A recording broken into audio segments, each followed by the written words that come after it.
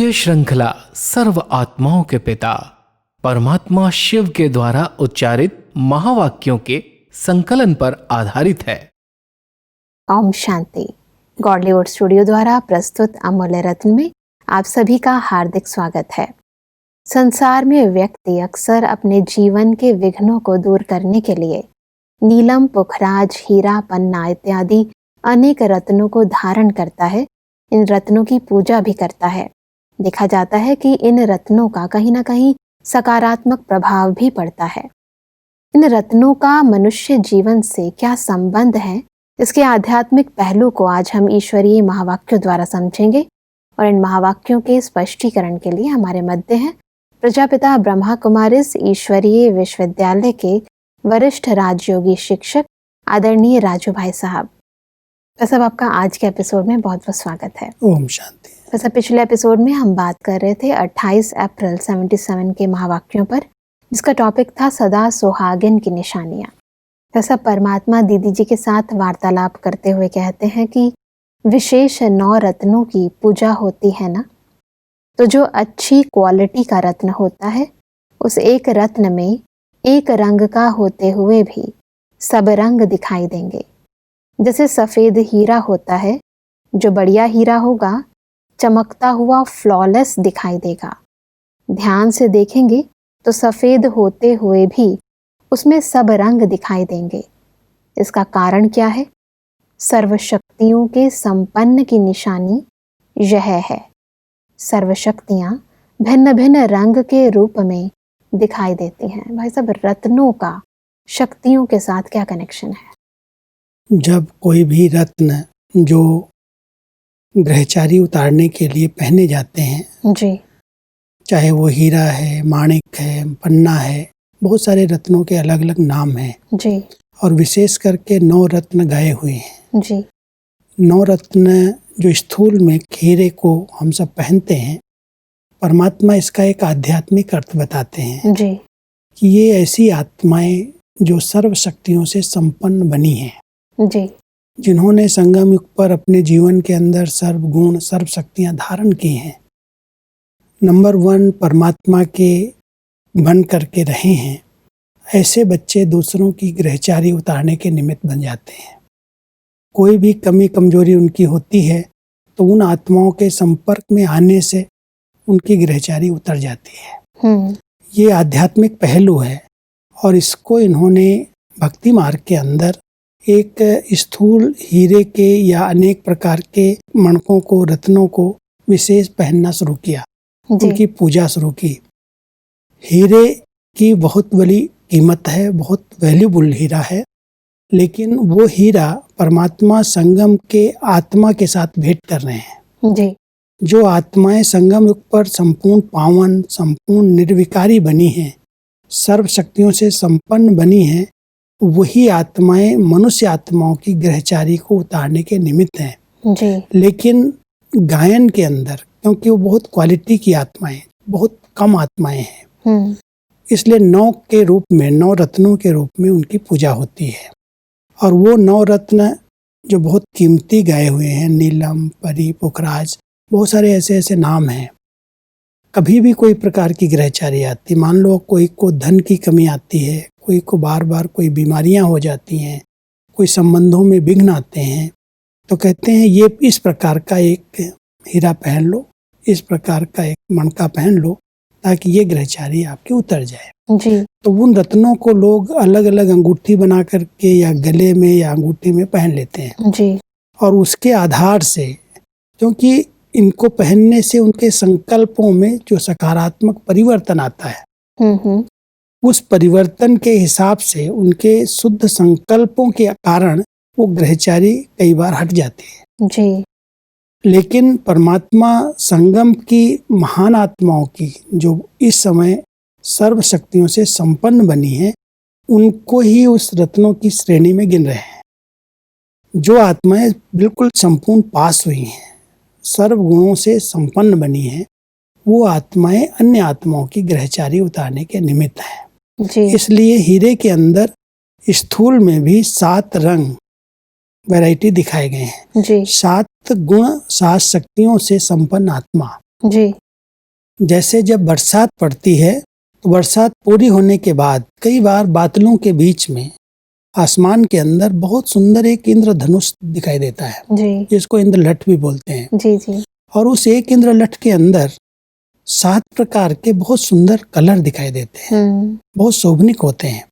तो परमात्मा कहते हैं कि ये आप आत्माएं जो संपन्न संपूर्ण बनी हो, जी जो सर्व शक्तियों सर्व गुणों से संपन्न हो, वही रंग आज स्थूल में दिखाई देते हैं। ऐसे ही हर रतन के अंदर भी वो गुण दिखाई देते हैं, जिसको धारण करने से व्यक्ति की ग्रहचारी उतर जाती है। उसके सकारात्मक चिंतन के आधार से उतरती है, लेकिन उन रत्नों की अलग अलग वैल्यू है जी तो परमात्मा कहते हैं संगम पर ऐसी आत्माएं अलग अलग वैरायटी हैं, और जो 8-9 पास होते हैं उनकी ही विशेष पूजा होती है, और उनको ही लोग अलग अलग नाम से जानते और ग्रहण करते हैं। बिल्कुल, वास्तविकता में मनुष्य आत्माओं ने जिन्होंने संगम पर ऐसा पुरुषार्थ किया, उनके पुरुषार्थ का यादगार ये रत्न है, जिसे अलग अलग रूपों के अंदर हम दिखाते हैं, अलग अलग शक्तियों का प्रतीक है।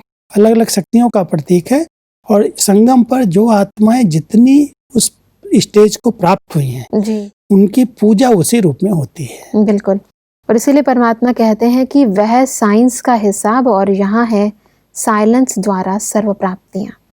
जैसे वर्षा के बाद इंद्रधनुष दिखाई देता है, तो उसमें भी सब रंग दिखाई देते हैं।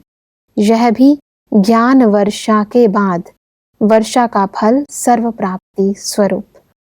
तो ऐसा श्रेष्ठ हीरा व रत्न सर्व प्राप्ति स्वरूप होने कारण जो शक्ति पाने चाहे वह उस रत्न द्वारा प्राप्त कर सकते हैं।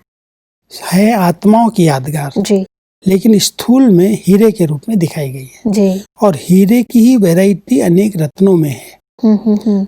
अलग अलग वैरायटी रत्न अलग अलग ग्रहचारी उतारने के काम आते हैं, क्योंकि संगम पर जिन शक्तियों के आधार से आज ज्ञान की शक्ति है, पवित्रता की शक्ति है, स्नेह की शक्ति है, उसके आधार से उस प्रकार की आत्माएं जो कमी कमजोरी वाली आती हैं, उनकी ग्रहचारी उतरती है। तो उसकी यादगार हीरे के रूप में, रत्न के रूप में पूजी भी जाती है, और उसको एक अंगूठी बना करके, अष्टरत्नों की 9 रत्नों की अंगूठी बना करके लोग पहनते भी हैं। बिल्कुल, समझते हैं इसको पहनने से ग्रहचारी नहीं आएगी। क्योंकि मनुष्य आत्मा को तो 7 ही चीजें चाहिए, सुख, शांति, आनंद, प्रेम, पवित्रता, ज्ञान और शक्ति। तो जिस चीज की कमी होगी, जब वो रत्न धारण करेंगे तो वो कमी पूरी हो जाएगी, क्योंकि संगम पर ऐसी आत्मा संपूर्ण बनी है जिसकी यादगार वो रत्न के रूप में पहनते हैं। बिल्कुल, आगे बढ़ते हैं तो परमात्मा कहते हैं कोई के ऊपर विशेष विघ्न आता है तो 9 रत्नों का पूजन करते हैं, तो इतने निर्विघ्न बने हो। हर रत्न संपन्न होता है, लेकिन फिर भी हर रत्न की मुख्य विशेषता अपनी होती है। इसलिए 9 रत्नों की इकट्ठी पूजा भी होती है, और अलग अलग भी विशेष कोई विघ्न अर्थ कोई रत्न गाया हुआ होता है। मानो धन की समस्या व विघ्न है, तो धन की प्राप्ति के लिए व अप्राप्ति का विघ्न मिटाने के लिए विशेष रत्न भी होता है। अलग अलग प्रकार के रत्न हैं, कोई नीला होगा, कोई हरा होगा, कोई पीला होगा, रंग में भी अलग अलग होंगे। जी और नाम भी अलग अलग हैं। हाँ जी। तो जब कोई भी जिस प्रकार की कमी, जिस प्रकार की ग्रहचारी, जो भी विघ्न होगा, उसको हटाने के लिए उसी कलर का वो रंग का हीरा या रत्न पहना देंगे जी। ये पहन लो, ये ग्रहचारी उतर जाएगी। बिल्कुल, परमात्मा कहते हैं कि कल्प कल्प के प्रसिद्ध हुए रत्न कल्प पहले मुआफिक प्रसिद्ध जरूर होंगे। आजकल नाम नहीं काम चाहते हैं। अभी तो हर एक के अंदर यह लक्ष्य है कि मैं ही अपने को क्यों नहीं इतना आगे बढ़ाकर योग्य बनाऊं। क्योंकि ये प्रसिद्ध अंत समय में सभी होते हैं। जी। जब पढ़ाई हमारी ईश्वरीय विश्वविद्यालय की पूरी होगी तो जिसने जितनी इस पढ़ाई में नंबर लिए हैं, इसमें पास विद ऑनर जिनको परमात्मा कहते हैं, वो 8 होते हैं। जी। फिर उसके बाद सेकंड नंबर में 108 होते हैं, फिर 16,108 होते हैं। यही आत्माएं जो संपूर्णता को प्राप्त हुई हैं, उनकी पूजा भिन्न भिन्न रूप में 8 के रूप में 8 की माला भी बना करके पहनते हैं, 108 की भी बनाते हैं, फिर 16,108 की भी माला फेरते हैं, फिर 9 लाख की भी फेरते हैं। तो सतयुग की जो आत्माएं जो संगम युग पर पढ़ाई करके ट्रांसफर हुई हैं और जिस नंबर से ट्रांसफर हुई हैं उसी नंबर में उनकी पूजा हो रही है। मानो संपूर्णता को प्राप्त होकर के सर्व शक्तियों सर्व गुणों से संपन्न होकर के गई, संपूर्ण पवित्र बन करके, तो उनकी 8 में पूजा हो रही। अगर थोड़ी परसेंटेज में कुछ कमी रहेगी तो 108 में हो रही, अगर और उससे अधिक कमी रह गई तो 16,000 में हो रही। इस प्रकार से भक्ति के अंदर एक माला के रूप में उनकी यादगार है, दूसरी रत्नों के रूप में यादगार है। बिल्कुल। और रत्न विशेष 8 ही गाए जाते हैं जो ग्रहचारी उतारने के काम आते हैं। बिल्कुल। तो सब आगे बढ़ते हैं तो परमात्मा अन्य दादियों के साथ वार्तालाप कर रहे हैं। परमात्मा कहते हैं कि दूर दूर से अपने जन्मभूमि पर आए हैं। ब्राह्मणों की जन्मभूमि मधुबन है ना? ऐसे समझते हो कि अपनी जन्मभूमि पर आए हैं। जन्मभूमि का बहुत महत्व रखते हैं और यह फिर अलौकिक जन्मभूमि है। इस अलौकिक जन्मभूमि पर आने से ही लौकिकपन स्वतः ही भूल जाता है, क्योंकि जैसी धरनी वैसी करनी यह गायन है। जैसा संग वैसा रंग, जैसा अन्न वैसा मन गाया हुआ है, वैसे ही जैसी धरनी वैसी करनी। मधुबन परमात्मा की अवतरण भूमि है जी। और इस मधुबन में ब्रह्मा बाप जिनके द्वारा हम सबको नया जन्म मिला, अलौकिक जन्म मिला, हम ब्राह्मण कुलभूषण बने। ब्राह्मण आत्माएं सेवा के लिए भिन्न भिन्न स्थानों पर गई, लेकिन कहीं भी सेवा करती हैं, जन्मभूमि का अपना स्थान है, अपना महत्व है। जी। तो जिस स्थान पर से परमात्मा का ब्रह्मा बाप का विशेष कर्तव्य चला, उस स्थान पर जब वो बच्चे आते हैं मिलने के लिए, तो परमात्मा वो स्मृति दिलाते हैं कि ये जन्मभूमि अलौकिक जन्मभूमि है। यहाँ से आपको अलौकिक जन्म मिला, ब्राह्मण जन्म मिला, इसलिए यहाँ लौकिकता नहीं होनी चाहिए। मान लो कोई लौकिक संस्कार, लौकिक बातें करते हैं तो परमात्मा हमारा ध्यान खिंचवाते हैं। ये अलौकिक जन्मभूमि है जी। और इस अलौकिक जन्मभूमि की अपनी विशेषताएं हैं, क्योंकि जैसी धरनी होती है वैसी करनी होती है। जिस स्थान पर आप रह रहे हैं उस स्थान का अपना प्रभाव होता है। तो ये अलौकिक जन्मभूमि है, इसलिए अलौकिकता यहाँ नहीं होनी चाहिए। कोई भी लौकिक कर्म ना हो, क्योंकि धरनी बहुत श्रेष्ठ है।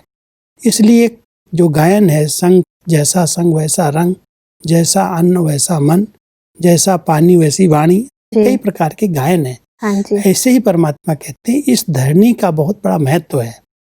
ये अलौकिक जन्मभूमि है आप सबकी, और यहाँ पर लौकिकता नहीं होनी चाहिए, क्योंकि धरनी बहुत महान है।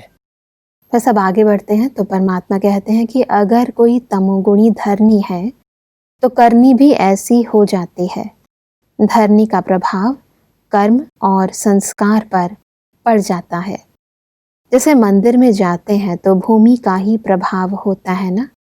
अगर मंदिर की भूमि पर किसी को बुरा संकल्प आवे तो वह अपने को बहुत पापी समझेगा। वैसे अगर बुरा संकल्प आता तो बुरा समझते, तो यह है अलौकिक भूमि। लौकिकता स्मृति में भी नहीं आएगी, निरंतर कर्मयोगी हो जाएंगे। बहुत आवश्यक बात है, जी। क्योंकि कई बार हम गलत स्थान पर भी अगर चले जाते हैं, जी। मान लो जहाँ पर बहुत कोई ऐसे तमोगुणी वातावरण है, बहुत कहीं हत्याएं हो रही हैं, कत्ल हो रहे हैं, उस रास्ते से भी अगर हम क्रॉस करते हैं जहाँ पर जानवरों को मारा जाता है, काटा जाता है, तो उस स्थान पर बड़ा डरावना भयानक वातावरण होता है। जी। उस धरनी पर जाते ही एक भय लगता है। ऐसे ही अगर कोई मंदिर की तरफ चला जाता है तो वहाँ की सुगंध, वहाँ की पूजा, वहाँ का पाठ, वहाँ जो अच्छे वाइब्रेशंस हैं, उस वाइब्रेशंस का भी आत्मा पर प्रभाव पड़ता है। जी। तो परमात्मा कहते हैं जैसे आप मंदिर के अंदर अगर बैठे हैं और वहाँ पर अगर कोई बुरा संकल्प, नेगेटिव संकल्प आ रहा है, तो कहते बहुत बड़ा पाप है। भगवान के आगे बैठ करके भी ऐसे संकल्प आ रहे हैं। ऐसे ही परमात्मा कहते हैं जो मधुबन भूमि है, जो आपकी जन्मभूमि है, लौकिक जन्मभूमि है, यहाँ पर अगर आकर के लौकिक कोई संकल्प आ रहे हैं, कोई ऐसे विकारी संकल्प आ रहे हैं, तो ये भी पाप है। बिल्कुल। इसलिए ऐसी धरनी पर आए हो तो यहाँ पर आपके कर्म, आपके संस्कार अपने आप शुद्ध और पवित्र होने चाहिए। बिल्कुल।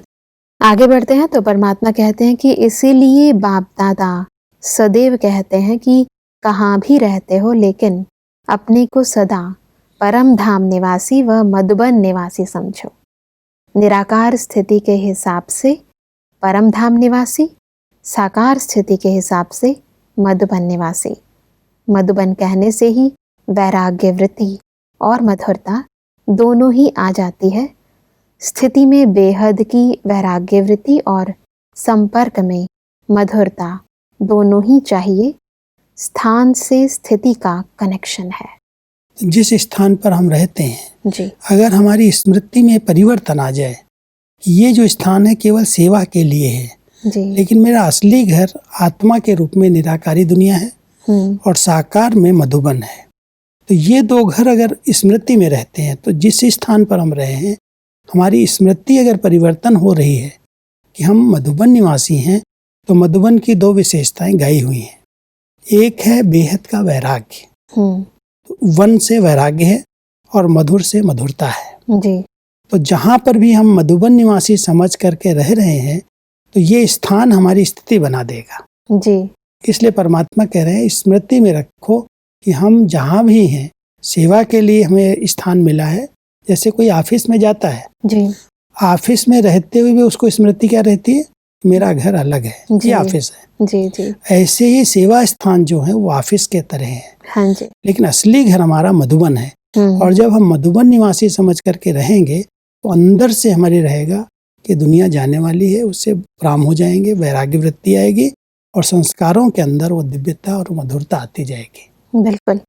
आगे बढ़ते हैं। परमात्मा कहते हैं कि बेहद के वैरागी का कहाँ भी लगाव व झुकाव नहीं होगा, उसका सदैव इस पुरानी दुनिया से किनारा होगा।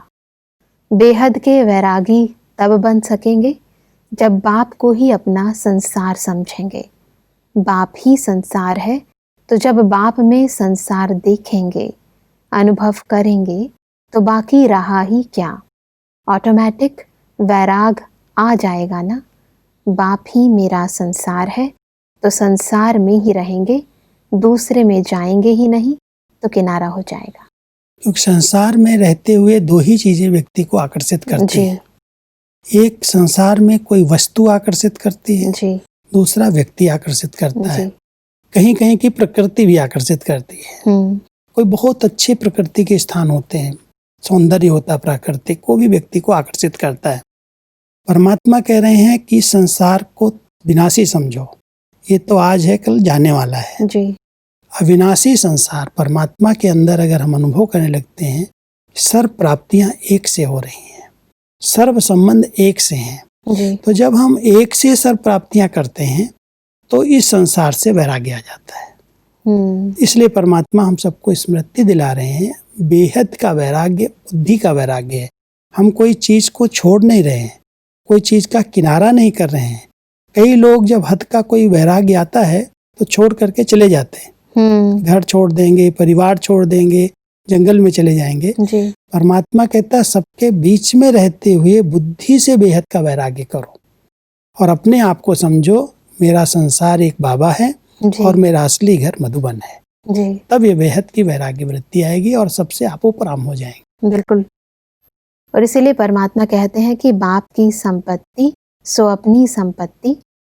तो इसी स्मृति में रहने से ऑटोमेटिक बेहद के वैरागी हो जाएंगे, कोई को देखते हुए भी नहीं देखेंगे। क्योंकि कई बार व्यक्ति और संपत्ति दो चीजें आकर्षित करती हैं। जी सर्व संपत्ति सर्व प्राप्तियां अगर हमारी एक से हो रही हैं, परमात्मा से हो रही हैं, तो हम दूसरे को देखते हुए भी नहीं देखेंगे, किसी में आकर्षण नहीं होगी। क्योंकि कहीं से भी किसी व्यक्ति को अगर कोई प्राप्ति होती है जी और विशेष करके कोई संपत्ति मिलती है, तो उसका आकर्षण व्यक्ति का ज्यादा होता है। इसलिए परमात्मा कह रहे हैं सर्व संपत्ति एक परमात्मा से प्राप्त हो रही है। सर्व व्यक्तियों के जो संबंध है उन सबका रस एक से प्राप्त हो रहा है। इसलिए एक से अगर हम सब प्राप्त कर रहे हैं, तो दूसरों को हम देखते हुए भी नहीं देखेंगे, माना हमारे अंदर बुद्धि के अंदर बेहद का वैराग्य है। कोई व्यक्ति, कोई वस्तु, कोई की संपत्ति मुझे अपनी ओर आकर्षित न करे, तब बेहद के वैरागी कहलाए। बिल्कुल। परमात्मा कहते हैं कि स्मृति में रहने से समर्थी आती है। अगर समर्थी होगी तो कोई भी परिस्थिति स्वस्थिति को डगमग नहीं करेगी। परीक्षाओं को एक खेल समझकर चलेंगे। अगर खेल में या नाटक में किसी प्रकार की परिस्थिति देखते तो डगमग होते हैं क्या? नाटक चल रहा है, कोई भी प्रकार का भयानक दृश्य भी अगर आता है, आज कोई ड्रामा हम देख रहे हैं, कोई पिक्चर देख रहे हैं, उसमें कोई डरावने दृश्य आते हैं, कोई मारपीट वाले दृश्य आते हैं, तो डरते नहीं, भयभीत नहीं, समझते नाटक चल रहा है। अगर हमारी स्वस्थिति श्रेष्ठ है, हम समर्थ स्थिति में स्थित हैं, तो किसी भी प्रकार की परिस्थिति क्यों ना आ जाए, वो परिस्थिति डगमग नहीं करेगी। लेकिन स्मृति ये रहे कि ये परिस्थिति जो आई है ये एक बेहद का नाटक है, और इस नाटक के अंदर ये सब भयानक सीन्स आती हैं जी। उसको हम साक्षी होकर के देखेंगे जी। घबराएंगे नहीं, भयभीत नहीं होंगे, और उन परिस्थितियों को अपनी श्रेष्ठ स्थिति के आधार से सहज पार कर लेंगे। बिल्कुल, और इसलिए परमात्मा कहते हैं कि कोई मरे व कुछ भी हो, लेकिन स्थिति डगमग नहीं होगी, क्योंकि समझते हैं यह खेल है। ऐसे ही परिस्थितियों को एक पाठ समझो। परिस्थिति के पाठ को साक्षी हो देखने से डगमग नहीं होंगे, मुरझाएंगे नहीं, मज़ा आएगा। मुरझाते तब है जब ड्रामा की पॉइंट को भूल जाते हैं। इसलिए ड्रामा को बहुत एक्यूरेट समझ करके जी। अगर ये स्मृति रहती, नथिंग न्यू, ये जो बातें आई हैं कल्प कल्प इनको पार की है हमने, तो ऐसी श्रेष्ठ स्थिति, ऐसा अच्छा ज्ञान अगर चिंतन में किसी ने लिया है तो परिस्थितियां हमको डगमग नहीं कर सकती। आएंगी जरूर, परिस्थितियों का आना स्वाभाविक है, आना ही है जी। लेकिन हमारी इतनी ऊंची श्रेष्ठ स्थिति हो, ड्रामा का ज्ञान इतना मजबूत पक्का हो, ये जो बात आई है इसमें भी कुछ राज है, कुछ कल्याण समाया हुआ है। इसको हम पाठ की तरह पढ़ें, पाठ पूरा किया, क्लास आगे बढ़ गया। तो परिस्थितियां हमको पाठ पढ़ाने के लिए आती हैं, अनुभवी बनाने के लिए आती हैं, इसलिए हम परिस्थितियों में डगमग न हो, अपनी श्रेष्ठ स्थिति से उन परिस्थितियों को पार करें। बिल्कुल भाई साहब, आज हमने बहुत ही स्पष्टता से समझा कि विभिन्न रत्नों का क्या महत्व है और मधुबन वरदान भूमि का क्या महत्व है। भाई साहब, इन स्पष्टीकरण के लिए आपका बहुत बहुत धन्यवाद। दर्शकों, आज के एपिसोड में हमने समझा कि संगम समय पर हमें स्वयं को सच्चा व फ्लॉलेस हीरा बनाना है, जो सर्व प्राप्ति स्वरूप हो व सर्व शक्ति संपन्न हो। तभी हम अनेक आत्माओं के विघ्नों को दूर कर सकेंगे। परमात्मा ने कहा कि हम जहाँ भी रहें स्वयं को परम धाम निवासी व मधुबन निवासी समझें, तब जैसी धरनी वैसी करनी हो जाएगी। और यदि हम स्वयं को वैरागी बनाना चाहते हैं तो उसके लिए एक परमात्मा को ही अपना संसार बनाना है। दर्शकों, आज के एपिसोड से संबंधित यदि आपके मन में कोई भी प्रश्न है तो आप हमें ईमेल कर सकते हैं। हमारा ईमेल आईडी है amulyaratna@godlywoodstudio.org। अगले एपिसोड में एक और अव्यक्त वाणी के साथ आप सभी के समक्ष हम फिर हाजिर होंगे। तब तक के लिए लेते हैं इजाजत। ओम शांति। मुख्य सार, अलौकिक भूमि की विशेषता। धरनी का प्रभाव कर्म और संस्कार पर पड़ता है। स्वयं को निराकार स्थिति के हिसाब से परम धाम निवासी, साकार स्थिति के हिसाब से मधुबन निवासी समझो। इसी स्थिति में वैराग्य वृत्ति और संपर्क में मधुरता आएगी। सर्व प्राप्तियों की निशानी है अविनाशी खुशी। अधिक जानकारी के लिए संपर्क करें Amulya Ratan Godlywood studio, Manmohini Van, Shanti Van post, Abu road 307510, district Sirohi, Rajasthan. Email ID है amulyaratn@godlywoodstudio.org। इस श्रृंखला को प्रजापिता ब्रह्मा कुमारीज ईश्वरीय विश्वविद्यालय के सेवा केंद्रों पर क्लास में नियमित रूप से चलाने के लिए गॉडलीवुड स्टूडियो से संपर्क करें।